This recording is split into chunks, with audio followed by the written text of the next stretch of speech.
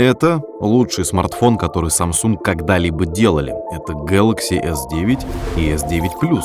Именно такие слова вы хотели услышать. Но смартфоны сейчас делают все, кому не лень, даже Pepsi. Но рынок, согласитесь, двигают такие компании, как Apple, Samsung, Google, в меньшей степени Xiaomi, Meizu, Huawei. И глупо отрицать, что Galaxy — это плохие устройства, которые делают уже 10 лет. Если бы они были плохими, их бы никто не покупал. Тем не менее, мы уже знаем, что Galaxy S9 и S9 Plus никак не подвинут рынок, потому что эти телефоны можно назвать обновлением, работой над ошибками, минорными или как iPhone с приставкой S. Но новизна есть, хоть ее и не видно в первые минуты работы с телефоном. Плюс это самый многофункциональный смартфон в мире, который буквально напичкан разными мобильными технологиями. Это тоже неоспоримо. Дизайн. Он совершенно такой же, как у прошлогодней модели. По ощущениям, тактильно, внешне, как ни назови, большой разницы не заметишь. Но она есть и скрыта в мелочах.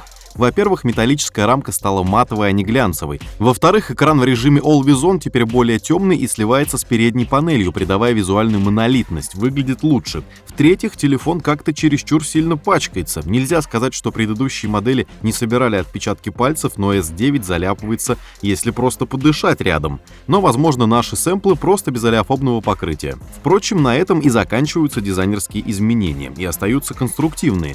Слава тому корейскому инженеру, который переместил сканер отпечатка пальцев под камеру. Здесь, конечно, можно сказать, что Samsung, в отличие от Apple, дорабатывает смартфоны, основываясь на пожеланиях своих пользователей, но Apple, представляя Face ID, делает сразу хорошо, поэтому сканер не нужен. А вот Samsung, конечно, прислушались к пользователям. Потому что иначе как? В том году после выхода S8 многих разорвало на куски, как люди увидели, где расположен сканер. S8 очень сложно разблокировать с первого раза, потому что ошибается он по 2-3 раза подряд и проще ввести пароль. С S9 такого нет. В 8 из 10 случаев он определяет палец и работает в принципе быстро, плюс глазок камеры всегда не заляпан, и это большой плюс. Но претензия все же есть, сканер можно было сделать чуть больше по размеру. Плюсы тоже есть. Функция смарт-сканирования обновилась, теперь можно разблокировать телефон с помощью радужки глаза и лица. Работает не супер быстро, где-то на уровне iPhone 10, проигрывает OnePlus 5T, но как и в iPhone работает в темноте, так что извини, OnePlus 5T, это лучше. Следующее. Стекло Gorilla Glass 5. Сделали потолще, так что смартфон в теории должен стать крепче. Защита от воды и пыли по стандарту IP68 на месте. Это уже классический набор линейки Galaxy. До 1 метра на полчаса и все окей. Опять же, это заявление Samsung, не наши. Очень круто, кстати, что в S9 есть специальное уведомление о мокрых разъемах. Если поставить смартфон на зарядку после купания, то он предупредит, что необходима сушка. В Pixel 2, к слову, такого нет. Вот вам и пример, почему системные оболочки — это не всегда хуже чистого Android. Хотя, конечно, хуже. Кнопки регулировки громкости и Bixby немного потолстели и подвинулись выше, чтобы тянуться рукой стало удобнее. В принципе, и в S8 все было удобно. Лучше бы дали возможность перенастраивать кнопку Bixby, потому что в наших реалиях помощник бесполезен. Но нет, живите так. А еще телефоны стали толще и тяжелее примерно на 10 граммов. Если устройство стало крепче, то пусть оно так и будет. А давайте вообще то же самое, но в 2 раза толще и аккумулятор на 5-6 тысяч мАч, когда уже это станет модным. Ладно, далее. Сеточка динамика слегка уменьшилась, возможно, из-за новых стереодинамиков с Dolby Atmos от AKG, и это большой шаг вперед. На презентации Samsung не стеснялись бросаться громкими терминами вроде Cinema-like Experience. Звук, конечно, не как в кинотеатре, но очень и очень. YouTube смотрится отлично, громко, в играх звук тоже заметно оживился. Стерео, оно и есть стерео, что тут еще сказать. S9 — один из немногих флагманов, где сохранился 3,5 мм разъем для наушников. В комплект тоже положили хорошую проводную гарнитуру от тех же AKG. Несомненно, дополнительный выбор для пользователя никогда лишним не бывает, хотя в 2018 уже стоит серьезно задуматься над переходом к беспроводным наушникам, коих сейчас делают очень много и активно. Выбрать есть из чего, так что присмотритесь. Время пришло. Тем более, что здесь установлен модуль Bluetooth версии 5.0, позволяющий подключать несколько устройств одновременно. Экран. Диагонали не изменились. В S9 5,8 дюймов, в S9 Plus 6,2. Для сравнения, так оба телефона выглядят рядом с iPhone 10. Маленьким Galaxy по-прежнему удобнее пользоваться одной рукой, это вообще идеальный размер телефона. С большим нужно подключать вторую руку почти во всех мыслимых сценариях использования, если, конечно, вы не хотите ремонтировать разбитое стекло. Специалисты DisplayMate, назвавшие ранее дисплей iPhone 10 лучшим OLED-дисплеем, оценили экран Galaxy S9 еще выше. И он действительно один из лучших в мире. Матрица Super AMOLED, разрешение 2960 на 1440 пикселей, очень яркий, очень контрастный, с поддержкой HDR10. Докопаться можно разве что до сине-зеленого оттенка при наклонах, но это болезнь всех OLED-ов. Плюс охват цветового пространства DCI-P3 113%, а sRGB 141%. Что ж, похвально. Но, откровенно говоря, разницы с S8 вы не заметите вообще. Это такой же хороший дисплей, как и был. Да, он стал чуточку ярче, да, темнее, да, белый цвет лучше, но появился один приятный бонус — калибровка экрана в настройках ползунками RGB. Это всегда круто. Самая скучная часть в обзоре любого смартфона: во флагмане должно быть все самое мощное, и оно тут есть. Смартфон работает на фирменном 8-ядерном чипе Exynos 9810 с графическим ускорителем Mali G72, оперативной памяти 4 ГБ LPDDR4X, это в случае с S9, а в S9 Plus 6 ГБ, встроенной памяти 64 или 256 ГБ. В некоторых странах будет вариант с модулем на 128 ГБ. И при желании все расширяется картами microSD вместо второй сим-карты, естественно. И недавно SanDisk представили карточку UHS 1 нового поколения с емкостью 400 ГБ и скоростью 160 МБ в секунду, которая обеспечивает технологии Western Digital. Игры и приложения будут запускаться быстро, и это идеальная microSD для данного телефона, ну и стоит, конечно, дорого, около 20 тысяч рублей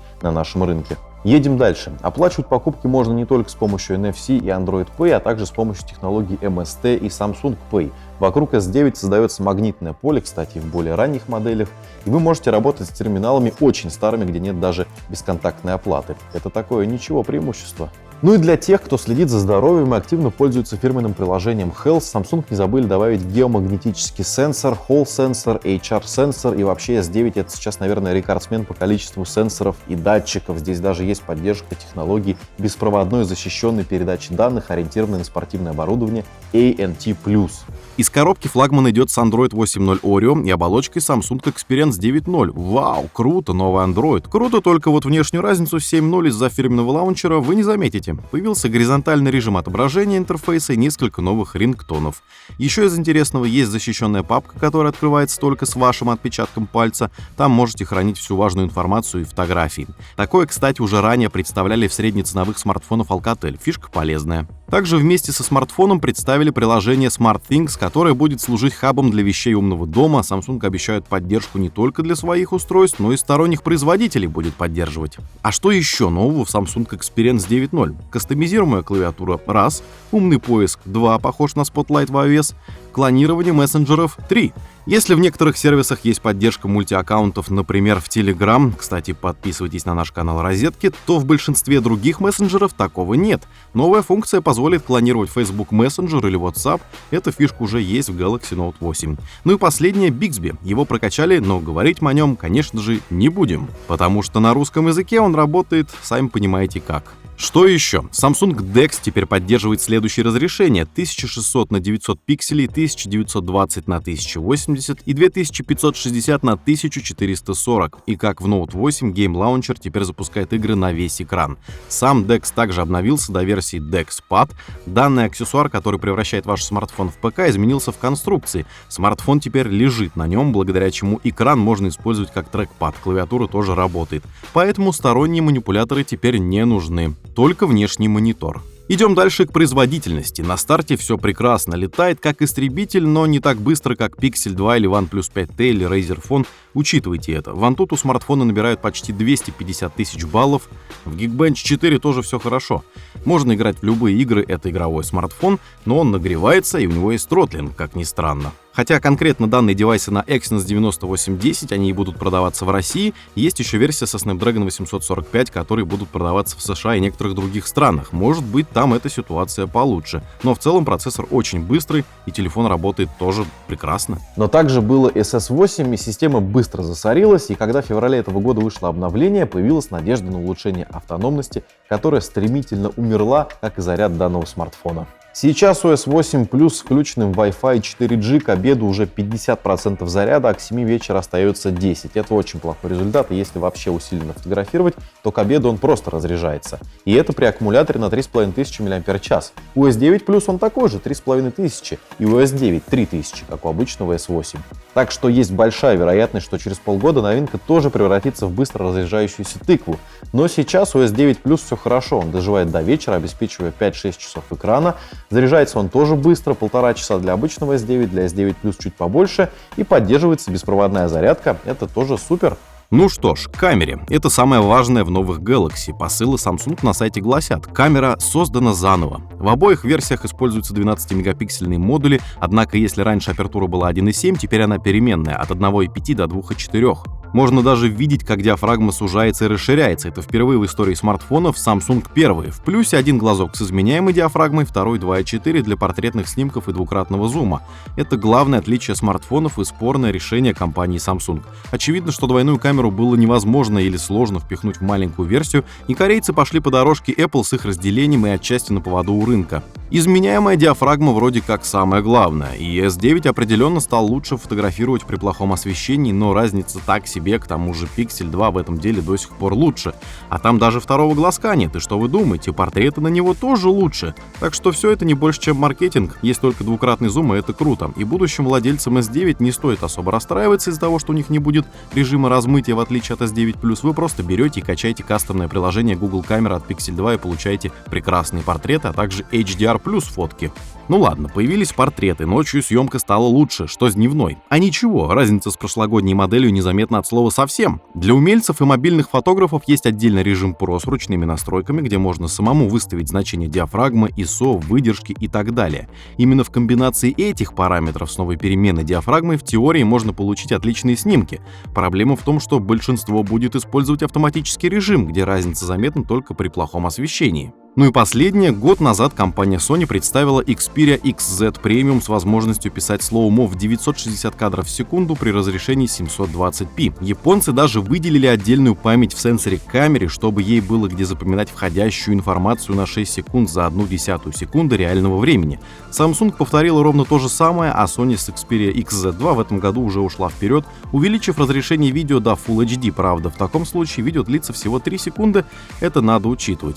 И это все очень впечатляет и само по себе круто для мобильной камеры, но фишка объективно на пару раз. Для нормального видео нужно практически идеальное освещение, иначе оно будет мерцать и плохо выглядеть. Как приятный бонус, снятое слоумо можно поставить на обои рабочего стола, но в целом это тупая демонстрация возможностей. Что более интересно, S9 снимает 4К при 60 кадров в секунду. Вот это уже круто и полезно. Стабилизация оптическая, работает реально неплохо, фокус быстрый, звук пишет прекрасно.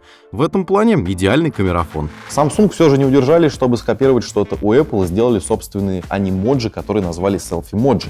Как это все работает? Можно я не буду рассказывать, потому что работает все это криво, технология какая-то странная и некрасивая. Я вообще на себя не похож, это скорее какой-то Майкл Фассбендер. Спасибо, конечно, но нет. Да, забыли про фронталку, она здесь есть, 8 мегапикселей, это не топовая фронталка, снимает она неплохо, для утиных губ в Instagram, естественно, сойдет, широкий угол, ну что еще надо? Старт продаж смартфонов в России 16 марта, S9 стоит 60 тысяч рублей, а S9 Plus от 67 тысяч, версия на 256 гигабайт 75 тысяч, цвета 3, черный бриллиант, титан и ультрафиолет. Существует еще голубая версия, но она стала эксклюзивом для некоторых стран. Интересно, что Samsung на официальном сайте предлагает новинки по программе Trade-in, то есть возможность обменять свой старый смартфон на новый с зачетом в стоимость. Правда, принимает только смартфоны Samsung и Apple.